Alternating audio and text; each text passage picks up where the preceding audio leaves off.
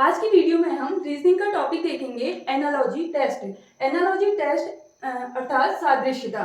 तो यहाँ पर हम एनालॉजी का देखेंगे अल्फाबेट एनालॉजी, टाइप देखेंगे अल्फाबेट एनालॉजी। तो सबसे पहले हम एनालॉजी अल्फाबेट एनालॉजी को करने के लिए सबसे पहले हम ए से जेड तक अल्फाबेट अपनी नोटबुक पे नोट कर लेंगे, ताकि हमें आगे के क्वेश्चन के लिए बार बार अल्फाबेट को लिखना ना पड़े। तो हम यहाँ पर क्वेश्चन से समझते हैं कि हम किस प्रकार से इसे इजीली तरीके से आसानी से हम इसे हल कर सकते हैं। तो हम फर्स्ट क्वेश्चन देखेंगे, मैथ का संबंध जे एक्स ए से है तो रन का संबंध किससे होगा। एक तो आपको इस प्रकार से लिखा हुआ मिलेगा अनुपात और समानुपात में, और दूसरा आपको सेम यही क्वेश्चन इस टाइप से भी देखने को मिल सकता है, जैसे मैथ का संबंध जे एक्स ए से है तो रन का संबंध किससे होगा। तो इस टाइप से भी आपको क्वेश्चन वहां पर एग्जाम में देखने को मिलेगा। तो हम इसको सॉल्व करते हैं। तो सबसे पहले हम लिखेंगे math, M A D. Math के हम सीधे नीचे लिखेंगे जे एक्स ए, जे एक्स ए। तो हम देखेंगे मैथ एम के कितने आगे या पीछे जे है। तो हम सबसे पहले देखेंगे अपने अल्फाबेट सीरीज में देखेंगे एम है यहाँ पे, तो एम के 1 2 3 स्थान पीछे है जे, तो -3। फिर हम देखेंगे ए को, ए से एक्स कौन से स्थान आगे या पीछे है, तो ए वहां पे है तो 1 2 3, तो 3 स्थान पीछे यहाँ पर है एक्स। इसी प्रकार डी को देखेंगे, डी से ए कौन से स्थान पीछे है, तो डी के 1 2 3 तीसरे नंबर पे है ए।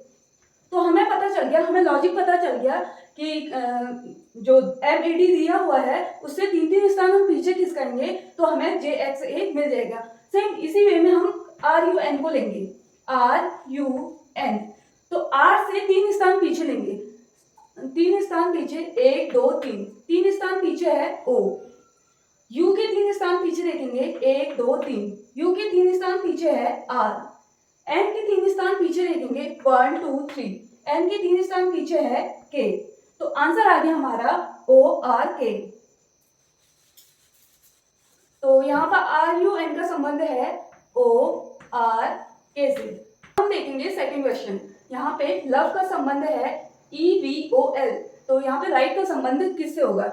यही क्वेश्चन दूसरे टाइप से भी आ सकता है, लव का संबंध ई वी ओ एल से है तो आर आई डी का राइट का संबंध किससे होगा। तो सबसे पहले हम इसको करने के लिए यहाँ पर लिख लेंगे L O P E, love का संबंध है यहाँ पे ई वी ओ एल से, ई वी ओ एल से। अब हम देखेंगे फर्स्ट वाला जो एल है वो लास्ट पे आ रहा है और लास्ट वाला ई है वो फर्स्ट पे आ रहा है, क्रॉस का साइन बन रहा है। इसी प्रकार वी आ रहा है सेकंड नंबर पे, यहाँ पर है फर्स्ट में है थर्ड नंबर पे, और ओ है यहाँ पे, तो मतलब क्रॉस का चिन्ह यहाँ पे बन रहा है। अब हम देखेंगे are I D E, are I D E.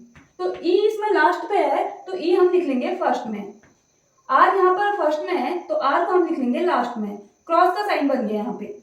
अब आई डी के लिए भी हम क्रॉस का साइन बनाएंगे तो आई आ जाएगा थर्ड नंबर पे, डी आ जाएगा यहाँ पर सेकंड नंबर पे। तो आंसर आ गया E D I R. Answer है यहाँ पे ई डी आई आर। अब हम अगला क्वेश्चन देखेंगे, एम एन ओ पी का संबंध के एल एम एन से है। तो सबसे पहले हम इसको भी यहाँ पे लिख लेंगे, एम एन ओ पी का संबंध है के एल एम एन से। तो हम इसमें देखेंगे एम के कितने स्थान आगे या पीछे के है। तो हम देखेंगे एम है यहाँ पे तो के है इस स्थान पे, तो एम से 1 2 2 स्थान पीछे है के, तो -2। अब देखेंगे एन एन है यहाँ पे और एल है यहाँ पे, तो 1 2 2 स्थान पीछे है एल, एन से 2 स्थान पीछे है एल। अब ओ को देखेंगे, ओ से 2 स्थान पीछे है एम। इसी प्रकार पी से 2 स्थान पीछे है एन। तो हमें लॉजिक पता चल गया, अल्फाबेट से 2 स्थान पीछे जो है आ रहा है के एल एम एन।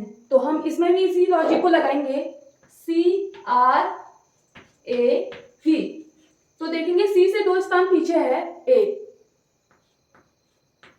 आर से देखेंगे आर से 2 स्थान पीछे है पी, ए से 2 स्थान पीछे है 1 2 वाई, और वी से 2 स्थान पीछे है 1 2 टी। तो आंसर आ गया ए पी वाई टी। तो आंसर है यहाँ पे APYT, APYT। तो CRAV का संबंध है APYT से। अब हम लास्ट क्वेश्चन देखेंगे, MPNQ का संबंध है QTRU से। यहाँ पर हम लिखेंगे MPNQ का संबंध है QTRU। अब हम इसमें लॉजिक लगाएंगे। M के कितने स्थान आगे या पीछे Q है? M है हमारा यहाँ पे 1 2 3 4, 4 स्थान आगे है, तो आगे है तो हम लिखेंगे +4। P के 1 2 3 4, 4 स्थान आगे है T। N के 4 स्थान आगे 1 2 3 4, 4 स्थान आगे है R। ऐसी Q के 4 स्थान आगे है U। अब हम देखेंगे FIGP, इसमें देखेंगे हम, तो हमको लॉजिक पता चल गया, 4 स्थान आगे हम जाएंगे तो हमें हमारा आंसर मिल जाएगा। तो F के 4 स्थान आगे देखो 1 2 3 4, तो F के 4 स्थान आगे है हमारा J। G के 4 स्थान आगे है 1 2 3 4, G के 4 स्थान आगे है K। I के 4 स्थान आगे है, I है यहाँ पर 1 2 3 4 M। और P के 4 स्थान आगे है हमारा 1 2 3 4 T। तो आंसर आ गया इसका J M K T। तो आंसर आ गया हमारा यहाँ पर FIGP का संबंध है JMKT से। तो इस प्रकार हम अल्फाबेटिकल एनालॉजी को सिंपली तरीके से कर सकते हैं। अब हम यहाँ पे मिक्स्ड एनालॉजी को देखेंगे। मिक्स्ड एनालॉजी में आपसे science, GK, maths, current affair, जितनी भी आपके पास नॉलेज है उससे रिलेटेड यहाँ पे क्वेश्चन पूछे जाते हैं। तो मिक्स्ड एनालॉजी का हम पहला क्वेश्चन देखेंगे। यहाँ पे धन का संबंध गरीबी से है, तो यहाँ पे शिक्षा का संबंध किससे होगा? तो हम पहले लॉजिक लगाएंगे। तो देखो, धन की कमी से हमें गरीबी आती है। इंसान के पास जब धन की कमी हो जाती है तो उस पर गरीबी आती है, और धन की अधिकता से इंसान धनी हो जाता है। उसी प्रकार हम शिक्षा देखेंगे, शिक्षा की कमी से हमें क्या होगा? तो शिक्षा की कमी से हमें अज्ञानता होगी। जब हमें कम शिक्षा हम प्राप्त करेंगे या हम शिक्षा ही प्राप्त नहीं करेंगे तो हम मूर्ख होंगे या हम पे अज्ञानता आएगी। उसी प्रकार हम देखेंगे, दूसरा देखेंगे, बिजली का संबंध यहाँ पे है प्रकाश से। तो हम देखेंगे थर्ड का संबंध किससे होगा? तो यहाँ पे जंगल का संबंध किससे होगा? तो बिजली का संबंध हम देखेंगे प्रकाश से है। तो हमें बिजली से हमें क्या मिलता है? प्रकाश मिलती है, हमें उजाला प्राप्त होता है। उसी प्रकार देखेंगे हमें जंगल से क्या मिलता है? तो जंगल से हमें मिलती है लकड़ियां।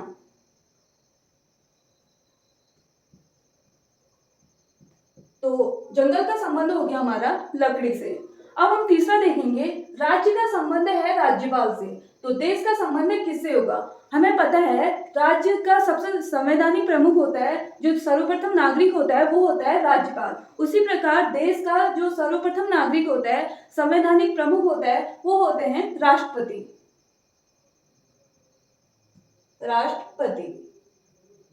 तो वर्तमान में जो हमारे देश के संवैधानिक प्रमुख हैं वो हैं द्रौपदी मुर्मू। अब हम अगला क्वेश्चन देखेंगे, धार्मिक का संबंध नास्तिक से है। ये है यहाँ पे विपरीत संबंध दिखा रहा है।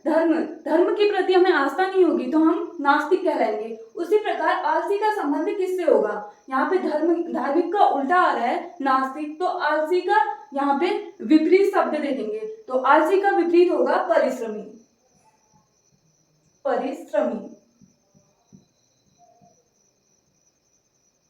अब हम देखेंगे अगला क्वेश्चन।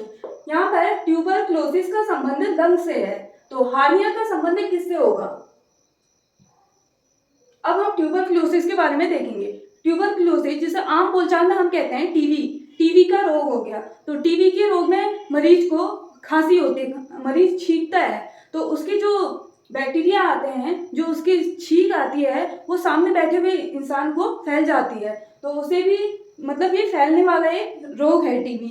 तो जो ट्यूबरक्लोसिस से प्रभावित अंग है, हमारे बॉडी का जो पार्ट इफेक्टेड होता है वो होता है लंग्स, फेफड़े हम इससे इफेक्टेड होते हैं। तो हार्निया से कौन सा हमारा बॉडी का पार्ट इफेक्ट होता है? तो वो होता है किडनी।